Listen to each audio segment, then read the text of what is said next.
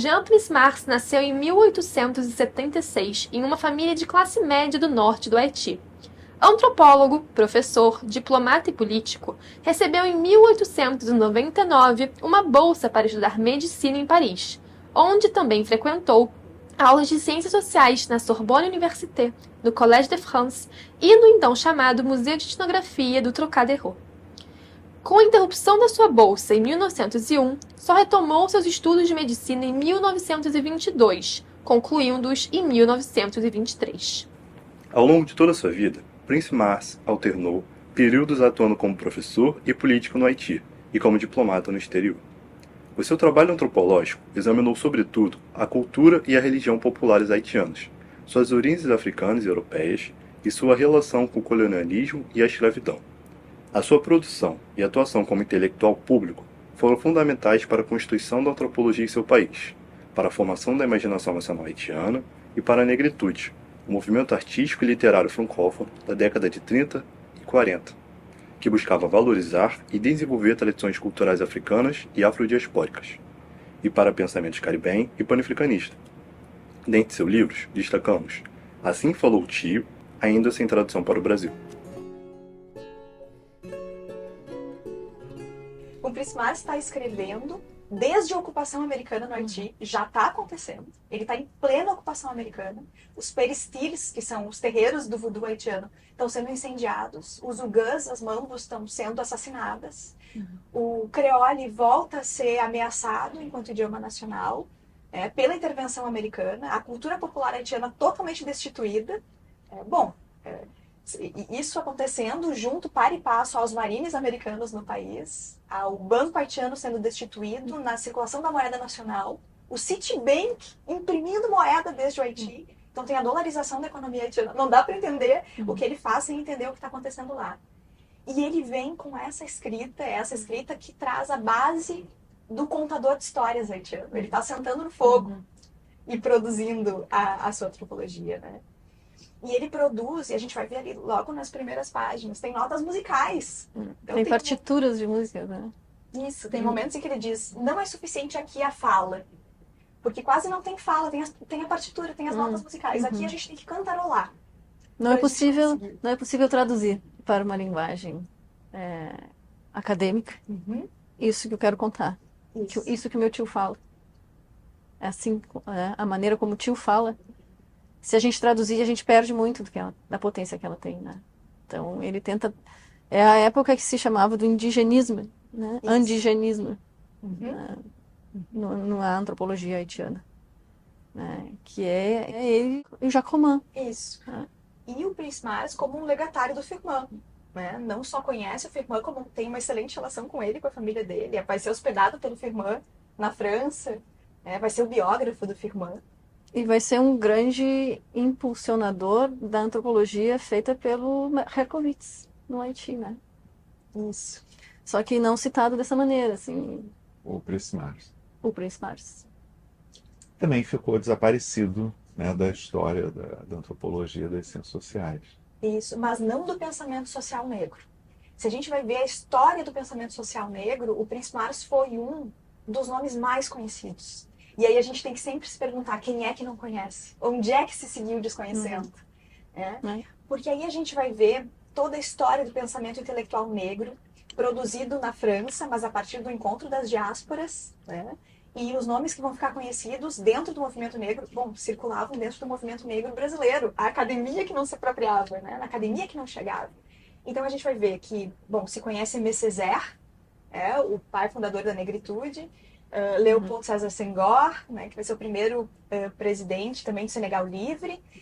Mas o Jean Prince Mars estava ali produzindo com eles, já era mais velho, inclusive, é consultado por esses autores enquanto uma referência e vai ser o primeiro presidente, honoris causa, do primeiro congresso de escritores e artistas negros, realizado na Sorbonne, no Anfiteatro René Descartes, em 1956, considerado como um segundo Bandung, uma continuação da Conferência de Bandung. Não alinhados. Exato, ou seja, por isso que a gente está falando aqui, a gente está falando de pensamento anticolonial. Pensamento anticolonial, falar sobre pensamento anticolonial é falar sobre um pensamento que servia aqui, que dava as bases para que a luta anticolonial que vinha sendo feita naquele momento por países africanos e asiáticos que queriam propagar suas independências acontecesse. O Príncipe Márcio mencionou esse capítulo introdutório, que ele tem a música também, né? A musicalidade era importante para ele também, porque era importante isso.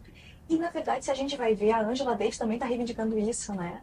Que em um período em que a gente olha para as populações negras e elas não são vistas como produtores capazes de produção de conhecimento, né? Como centros de emergência, núcleos de emergência epistemológica, olhar para as letras das músicas, ou olhar para as músicas em si, é olhar para um lugar muito potente de produção da vida, de lidar com aquilo que acontecia, né? Um lugar de falar sobre os sofrimentos e também falar sobre os modos de superá-lo. O que o Príncipe Márcio vai fazer, quase um século antes, é dizer que, bom, olhem para cá, aqui tem produção de conhecimento potente sendo feita, mas dentro do modo como a ciência se produz e como ela se reivindica, dentro daquilo que ela reivindica enquanto ferramentas essenciais de produção da sua base, isso aqui seria desconstituído.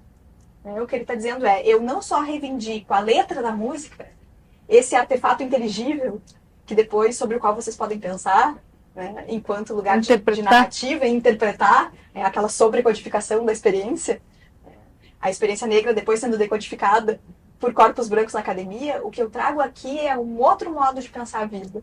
É quando ele traz só as notas musicais ali. Quando ele traz as notas musicais, ele quer nos interpelar com uma outra experiência. Lisette quitte la plaine, mon père dit bonne à mourir. Y a moins semblé fontaine, depuis mon ami étoui. Les jours comme mon cours des cannes, mon songe amour à mourir.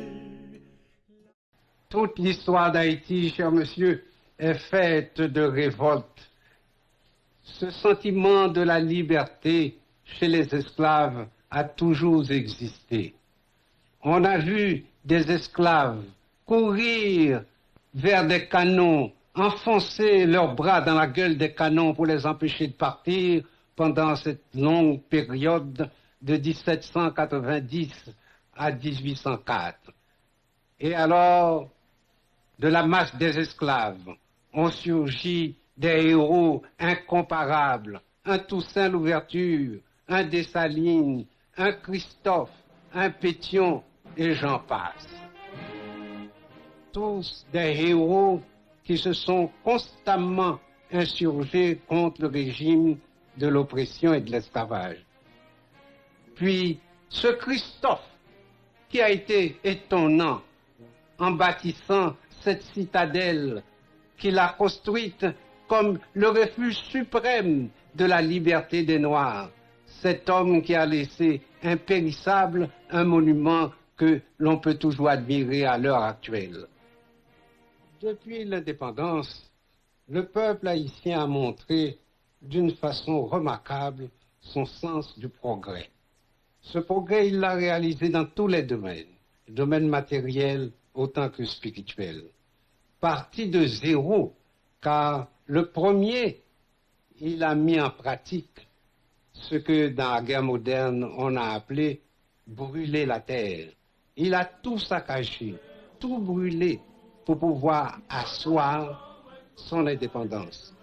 Et tel que vous voyez nos villes à l'heure actuelle, tel que vous voyez nos plaines, tel que vous voyez nos constructions, tel que vous voyez nos productions, tant matérielles que spirituelles, c'est l'œuvre du peuple haïtien tout entier, depuis le dernier jusqu'au premier homme.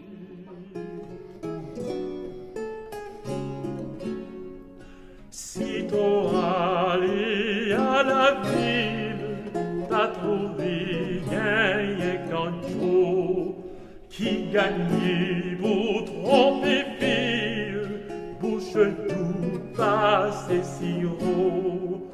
T'auras crié